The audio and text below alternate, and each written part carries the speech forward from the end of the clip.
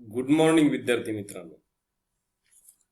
आज आपल्याला reserve bank of India, भारताची मध्यवर्ती बँक म्हणून जी बँक कार्य करते त्या बँकेविषयी चर्चा करायची आहे. भारतीय रिझर्व्ह बँक स्थापन होण्यापूर्वी भारतीय बँकांचा इतिहास जर आपण बघितला किंवा बँकिंग हिस्ट्री ऑफ इंडिया याचा जर आपण अभ्यास केला तर असं लक्षात येईल की भारतामध्ये ब्रिटिश गव्हर्नमेंटची सत्ता असताना 1934 साली भारतीय रिझर्व्ह बँकेचा कायदा करण्यात आला आणि 1 एप्रिल 1935 रोजी भारतीय रिझर्व्ह बँकेची स्थापना झालेली आहे. याच्या अगोदर आपण बँकेचा जर अभ्यास केला तर ईस्ट इंडिया कंपनी भारतावर राज्य करत असताना 1770 मध्ये बँक ऑफ हिंदुस्तान, जी बँक अलेक्झांडर ऑफ कंपनी च्या अंतर्गत चालत होती आणि ती बँक बंद झाल्यानंतर भारतामध्ये जे 3 झोन होते, प्रॉन्स, बॉम्बे, मद्रास आणि कलकत्ता,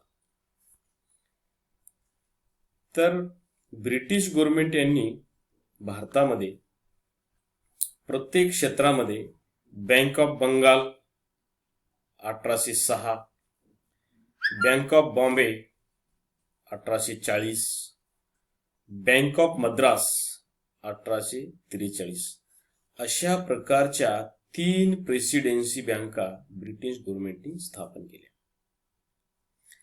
आणि विशेष कायदा करून त्या क्षेत्रामध्ये ह्या बँका काम करायच्या आणि त्या क्षेत्रातील बँकावर नियंत्रण पण ह्याच बँका करायच्या.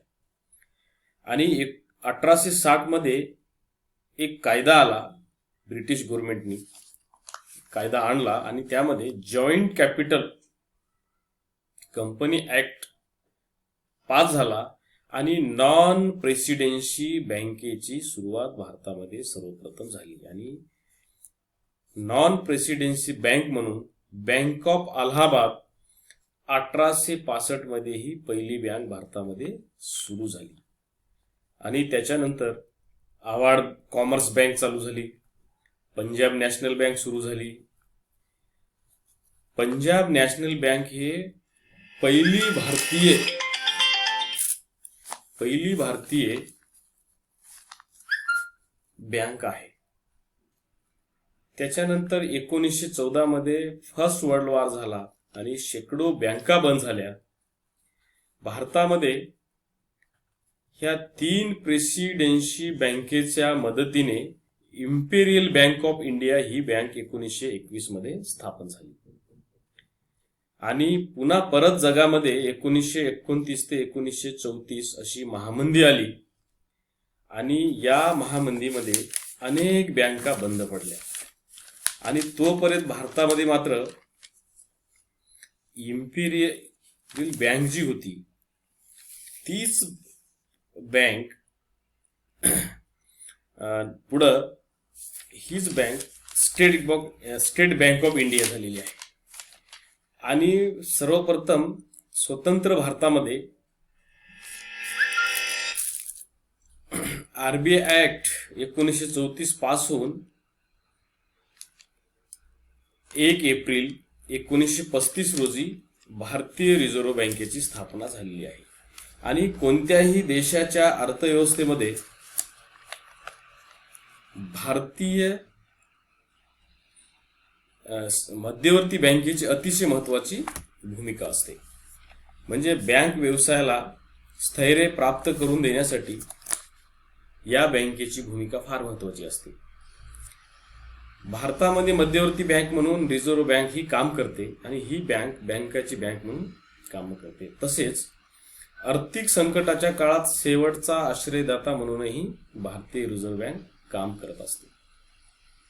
देशामध्ये मध्यवर्ती बँक ही पूर्ण बँकिंग क्षेत्रावर नियंत्रण करणारी बँक म्हणून रिझर्व्ह बँकेकडे पाहिले जाते. भारतामध्ये 1935 मध्ये रिझर्व्ह बँकेची स्थापना झाली. यापूर्वी इम्पिरियल बँक ही त्यावेळची सर्वात मोठी व्यापारी बँक मध्यवर्ती बँकेची कार्ये ही बँक करत होती. सन 1926 मध्ये हिल्टन यंग आयोगाने भारतामध्ये मध्यवर्ती बँक स्थापन करण्याची शिफारस केली होती. त्यानुसार सन 1927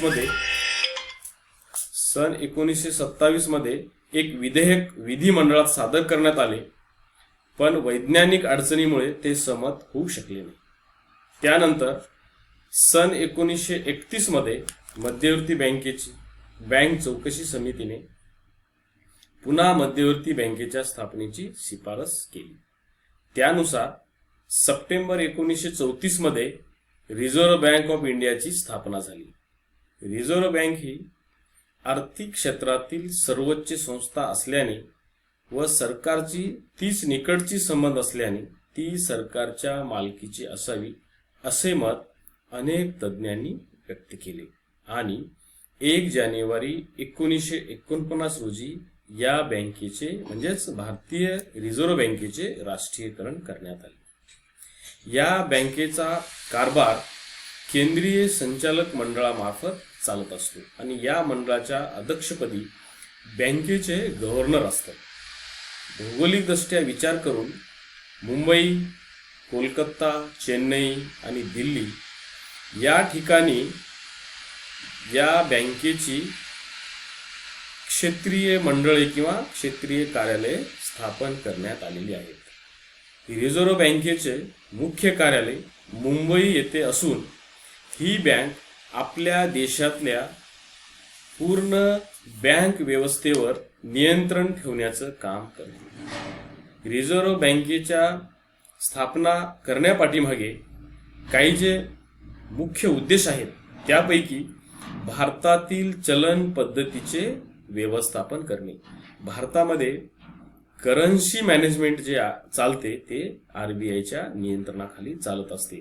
भारतामध्ये सर्व चलन हे रिझर्व्ह बँकेच्या नियंत्रणाखाली छापल्या जाते, त्याचं वितरण होते, त्याचं व्यवस्थित मॅनेजमेंट केल्या जाते आणि त्याच्यावर नियंत्रण देखील रिझर्व्ह बँकेचं असते. त्याचबरोबर बँक व्यवसायाच्या विकासाद्वारे ठेवी गोळा करण्याच्या कार्याला प्रोत्साहन देणे, देशातील जनतेकडून ठेवी स्वीकारणे, त्याच्यावर विशिष्ट प्रकारचं व्याज देणे आणि बँक व्यवसायाचा विकास करणे.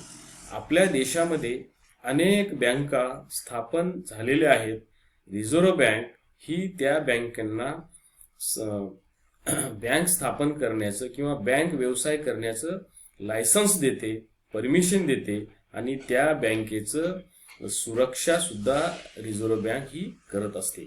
आणि आपल्या देशामध्ये बँकिंग व्यवस्था ही अतिशय मजबूत असून भारतीय अर्थव्यवस्थेच्या विकासामध्ये भारतीय रिझर्व्ह बँक व भारतीय व्यापारी बँका आणि भारतातील सर्वच बँकिंग व्यवस्था ही आपल्या देशाला मजबूत करण्याचं काम करत असते.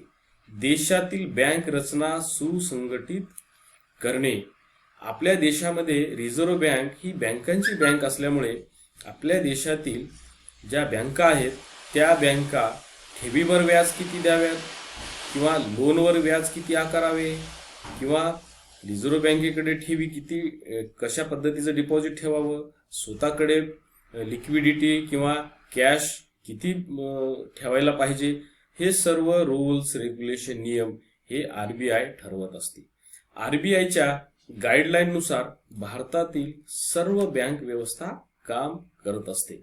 म्हणून देशामध्ये एकच व्याजदर, एकच डिपॉझिटवर इंटरेस्ट किंवा जे काही बँकिंग नियम असतात त्याच्यामध्ये जवळपास सारखेपणा दिसून येतो. त्याचबरोबर कृषी आणि अनुषंगिक क्षेत्राला पतपुरवठा करण्यासाठी भारतीय रिझर्व्ह बँक ही चालना देत असते.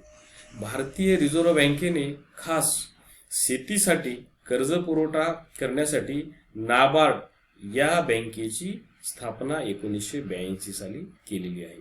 नाबार्ड ही बँक भारतीय रिझर्व्ह बँकेची प्रतिनिधी असून नाबार्ड हे आपल्या देशातील ग्रामीण कृषी व लघु उद्योग किंवा शेतीवर आधारित जे उद्योग असतात अशा सर्व उद्योगांना नाबार्ड हे कर्जाचा पुरवठा जिल्हा मध्यवर्ती सहकारी बँकेच्या माध्यमातून किंवा राज्य सहकारी बँकेच्या माध्यमातून करत असते. तर अशा पद्धतीनं देशातील प्रत्येक व्यापारी बँका, नागरी बँका, सर्वच प्रकारच्या सहकारी बँका देशातील कृषी क्षेत्राला कर्जाचा पुरवठा करणं हे बंधनकारक भारतीय रिझर्व्ह बँकेने ठरवून दिलेलं आहे. त्याचबरोबर उद्योग क्षेत्राला दीर्घकालीन कर्ज पुरवठा होण्याच्या दृष्टीने विशेष वित्तीय संस्थेची स्थापना होण्यासाठी भारतीय रिझर्व्ह बँकेने मदत केलेली आहे.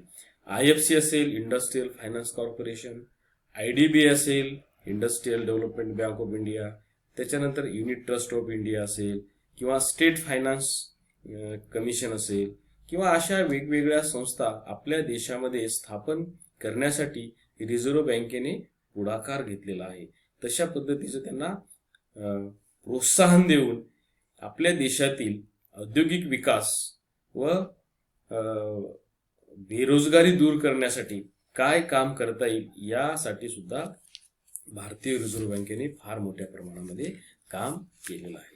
त्याचबरोबर सरकारला स्थैर्यासह आर्थिक विकास साधण्यासाठी आणि सामाजिक न्याय प्रस्थापित करण्यासाठी सहकार्य करणे भारतीय रिझर्व्ह बँकेचा हा एक सर्वात मोठा म्हणजे महत्वाचा उद्देश आहे की सरकारला म्हणजे इकॉनॉमिक स्टेबिलिटी गव्हर्नमेंटला कशी आणता येईल यासाठी भारतीय रिझर्व्ह बँक ही मदत करत असते आणि आर्थिक विकास साधण्यासाठी सरकारला गाईड करणे, मार्गदर्शन करणे हे सुद्धा काम भारतीय रिझर्व्ह बँक करत असते. त्याचबरोबर सामाजिक न्याय प्रस्थापित करण्यासाठी भारतीय रिझर्व्ह बँक ही सरकारला मदत करत असते. रिझर्व्ह बँकेकडे आपल्या देशातील फार मोठी जी आकडेवारी असते, स्टॅटिस्टिकल जे फिगर्स असतात ते भारतीय रिझर्व्ह बँकेकडे असतात. भारताकडे शेती किती आहे किंवा शेतीचं विभागणी कशी झालेली आहे, त्याच्यानंतर आपल्या देशामध्ये उद्योगांची संख्या असेल किंवा बँकांची संख्या असेल, ही सर्व माहिती रिझर्व्ह बँकेकडे असल्यामुळे तर सामाजिक न्याय प्रस्थापित करण्यासाठी रिझर्व्ह बँक मदत करते.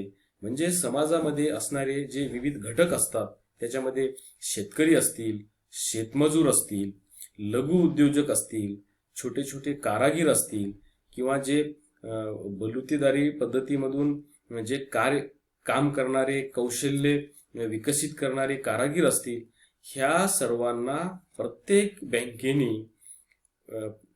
कर्जाचा पुरवठा करणे किंवा त्यांचा लघु उद्योजकांना कर्जाचा पुरवठा करून त्यांचा विकास करणे, त्यांना स्वतःच्या पायावर उभं करणे, अशा पद्धतीचं काम आपल्या देशातील सर्व बँकांनी केले पाहिजे.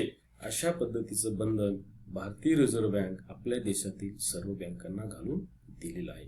म्हणून आपल्या देशाचा आर्थिक विकास हा रिझर्व्ह बँकेच्या नियंत्रणाखाली झालेला दिसून येतो. त्याचबरोबर सरकारला आर्थिक नियोजनाबाबत मदत व मार्गदर्शन करणे हा एक फार मोठा उद्देश रिझर्व्ह बँकेचा आहे. म्हणजे आपल्या देशातील इकॉनॉमिक प्लॅनिंग कशी असावी, इंडस्ट्रियल प्लॅनिंग कशी असावी किंवा एम्प्लॉयमेंट कसा क्रिएट करता येईल याबद्दल सुद्धा भारतीय रिझर्व्ह बँक सरकारला वेळोवेळी मार्गदर्शन करत असते. आपल्या देशातील मूलभूत उद्योग असतील, प्राथमिक क्षेत्र असेल, द्वितीय क्षेत्र असेल, सेवा क्षेत्र असेल, ह्या सर्व क्षेत्राचा विकास बँकेच्या माध्यमातून कसा करता येईल याबद्दल सुद्धा भारतीय रिझर्व्ह बँकेने सरकारला वेळोवेळी मार्गदर्शन करत असते. तर अशा पद्धतीनं रिझर्व्ह बँकेची स्थापना होऊन रिझर्व्ह बँक ही भारतातल्या सर्व बँकावर नियंत्रण ठेवण्याचं महत्वाचं काम करत असते.